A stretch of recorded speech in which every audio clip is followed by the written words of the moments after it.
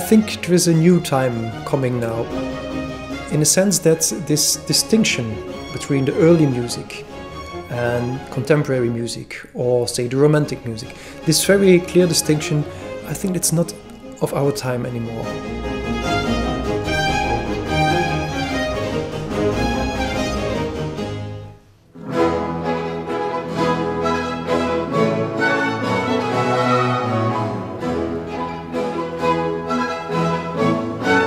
All the music is present at this time. It's like music from the 11th or 12th century going until today.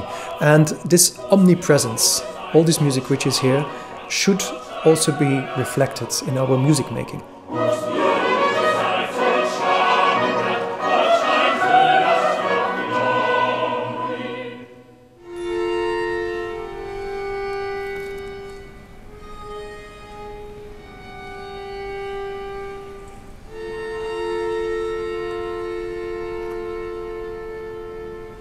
The way we make music is changing. I mean that it's important now to get again this intuitive way of playing. Of course, we try very much to inform ourselves. There is this historically informed performance practice which people call hip, but this very modernist approach that a performer should not be interpreting the music, but just rendering the music just as the score was written.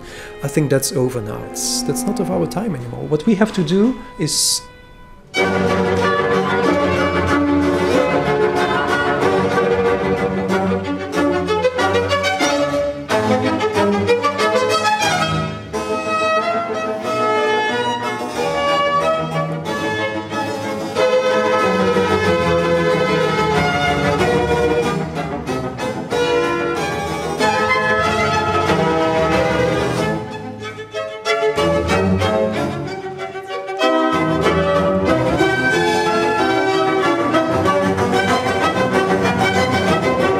there is no truth in music. It's about a personal view.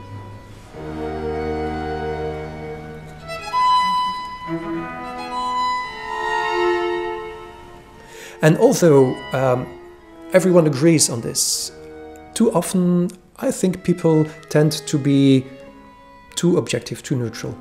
I hope we can get rid of that. I hope we can find again this kind of 19th century feeling for personal engagement in music. At least that's what we are doing with baroque and what I also do with my other ensembles.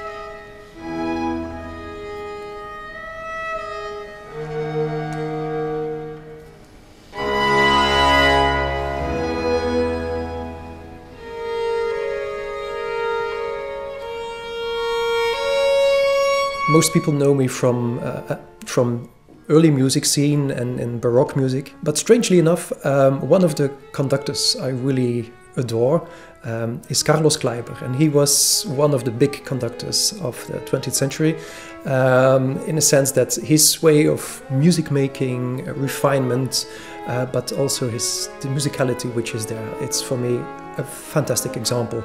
And even though I work very often with old instruments or copies of old instruments, I try to have the same flow in the music.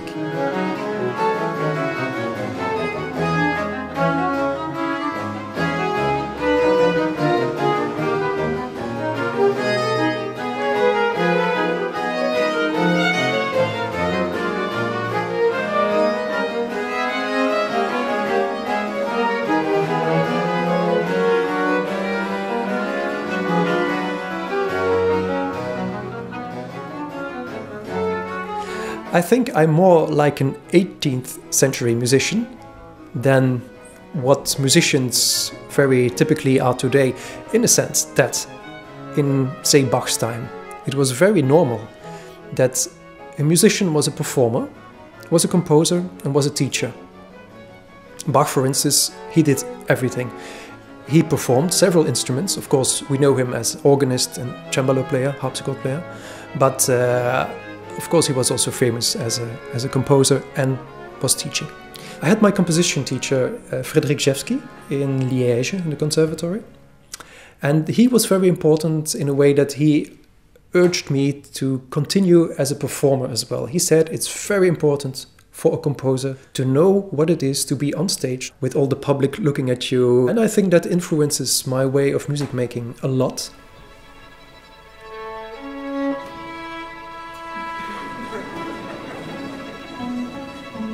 When I'm composing, I always think of the performer, because I know what it is to be on stage and the stress, which is part of the job.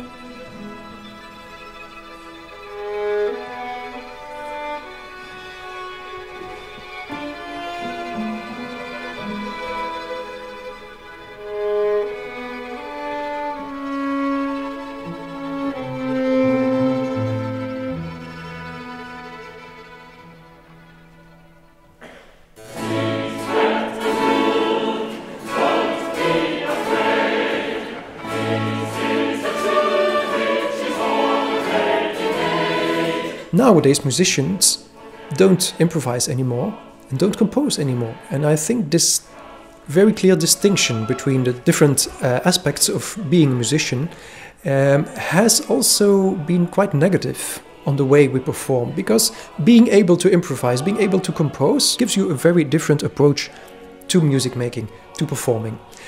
So what I do as a performer, I conduct with baroque orchestra baroque, cantoLX, the vocal ensemble I founded in Luxembourg.